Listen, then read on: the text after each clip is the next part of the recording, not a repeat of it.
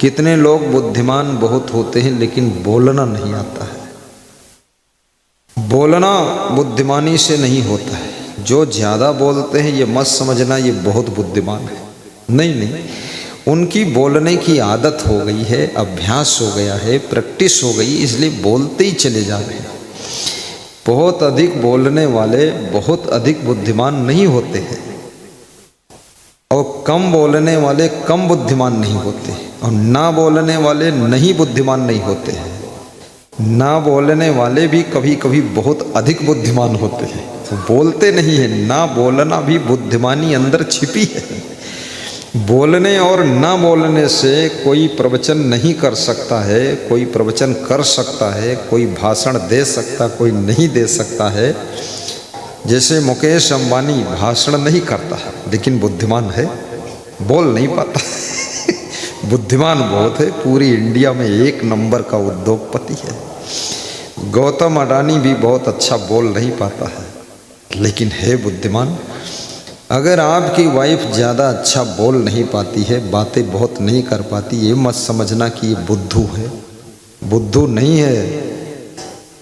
बहुत अधिक बुद्धिमान लोग बहुत कम बोलते हैं क्योंकि उनको डर लगता है कोई मेरा शब्द किसी को चोट न कर जाए।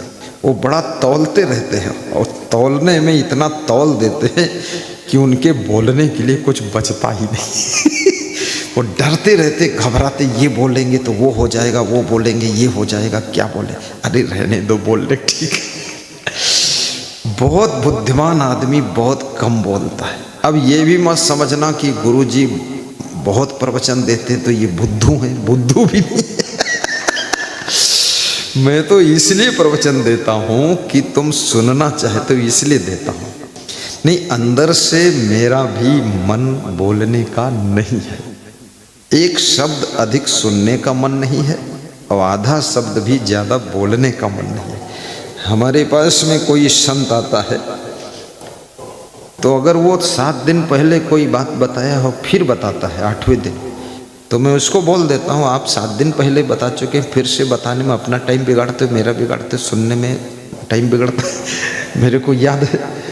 तो इतना बोलना एक अभ्यास, प्रैक्टिस। और कोई कम बोलता हो ये मत समझना इसके पास बुद्धि नहीं है। तो बुद्धि बोलने और ना बोलने से सेट नहीं होती। इसलिए व्यासगादी निवेदन करती है कहीं कहीं मौन भी रहो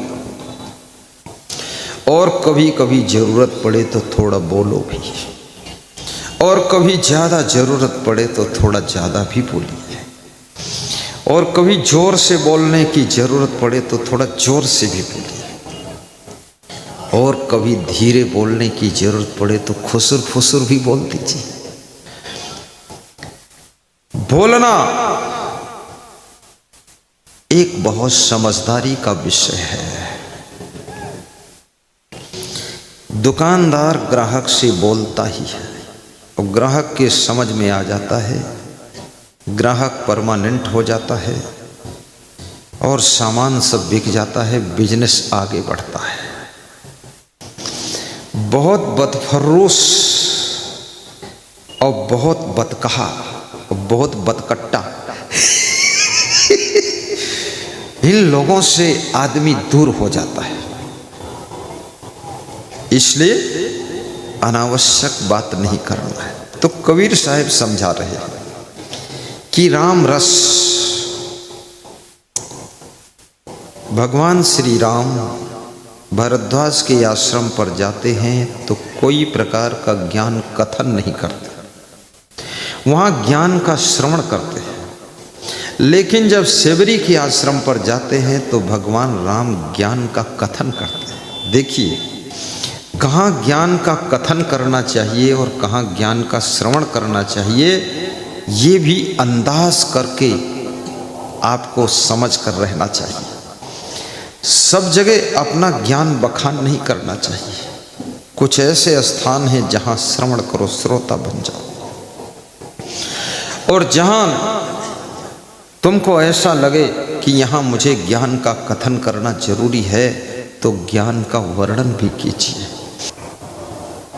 गुणवान बनो, महान बनो, धैर्यवान बनो। जीवन में कभी आलस्य को भी मत आने दो। आलस्य, अधिक नींद, ये रावण का लक्षण है, कुंभकर्ण का लक्षण है। बहुत सोना, सोने की आदत बढ़ा लो तो 12 घंटे भी सोओगे तो भी नींद पूरी नहीं होगी। और अपनी नींद को कंट्रोल करो तो 7 घंटे में भी नींद पूरी हो जाएगी। प्रधानमंत्री नरेंद्र मोदी के बारे में किसी ने बताया कि वह केवल 5-6 घंटे ही सोते हैं, बहुत कम सोते हैं।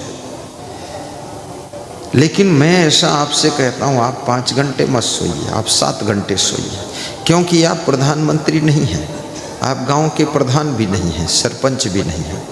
आप तो बस सो जाइए 7 घंटे। 7 घंटे की मीठी और गहरी नींद ले लीजिए तो आपके शरीर में बीमारियां 70% नहीं आएंगी। पूरी नींद न लेने के कारण भी शरीर के सिम्टम सब अस्त व्यस्त हो जाते हैं, हार्मोन्स डिस्टर्ब होते हैं। और अधिक सोने से भी बीमारियां बहुत आती हैं। सबसे बड़ी बीमारी आलस्य। अधिक सोने से बुद्धि सोती रहती है, जागने के बाद भी बुद्धि नहीं जागती है। इसलिए श्री कृष्ण ने कहा है कि युक्ताहार विहारस्य युक्त चेष्टस्य कर्मसु युक्त स्वप्नाव बोधस्य योगो भवत दुःखः। जो लोग दुखों से बचना चाहते हैं, जो लोग सुखी होना चाहते हैं, वह लोग आहार और विहार पर कंट्रोल करें। आहार, खाने पीने पर विवेक पूर्वक खाएं पिए, अनावश्यक खाना पीना, कम भोजन अमृत है, अधिक भोजन केवल भोजन है, बहुत अधिक भोजन पॉइजन है, और बिल्कुल नहीं भोजन तो मृत्यु है। थोड़ा तो खाना भी पड़ेगा और चबा चबा कर खाइए, प्रेम से खाइए, एक एक लम्हे का स्वाद लीजिए। हड़बड़ हड़बड़ हड़बड़ हड़बड़ गड़बड़ गड़बड़ झड़बड़ झड़बड़ नहीं खाना है, प्रेम से बैठ कर खाइए। खाने के लिए ही तो इतनी मेहनत कर रहे हो और बैठ के प्रेम से खा भी नहीं रहे हो। आराम से खा लीजिए, 5 मिनट लग जाएंगे, ज़्यादा कोई बात नहीं है। चबा चबा कर खाइए, और जिस चीज़ में स्वाद ज़्यादा हो उसको मुंह में देर तक रोकिए, देर तक चबाइए, देर तक स्वाद का आनंद लीजिए जिसमें स्वाद ज़्यादा हो। और स्वाद का सुख लेना है तो कड़ी भूख लगने दीजिए, और नींद का सुख लेना है तो गहरी नींद आने दीजिए, शरीर को थकने दीजिए। शरीर जब खूब थक जाता है तो गहरी नींद का सुख लेता है, और कड़ी भूख जब खूब लगती है तब भोजन के स्वाद का सुख मिलता है। इसलिए कड़ी भूख जिसको लगती है समझो स्वस्थ है, और गहरी नींद जिसको आती है समझो स्वस्थ है। और जिसको नींद नहीं आती, भूख नहीं लगती है, तो ये अल्टीमेटम है, घंटी बज रही है, ज़्यादा बीमार होने की सूचना आ रही है, बहुत ज़्यादा बीमार होंगे आप।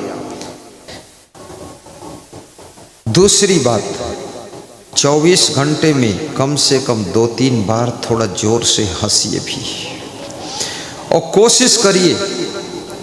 लोग कहते हैं अनुभव से हम सीख रहे हैं, बचपन के अनुभव काम आ रहे हैं।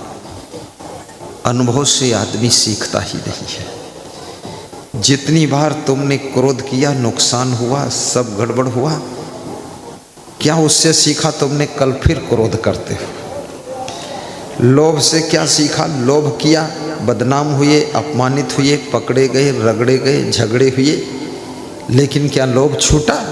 लोभ से कुछ अनुभव हुआ? कोई अनुभव नहीं हुआ।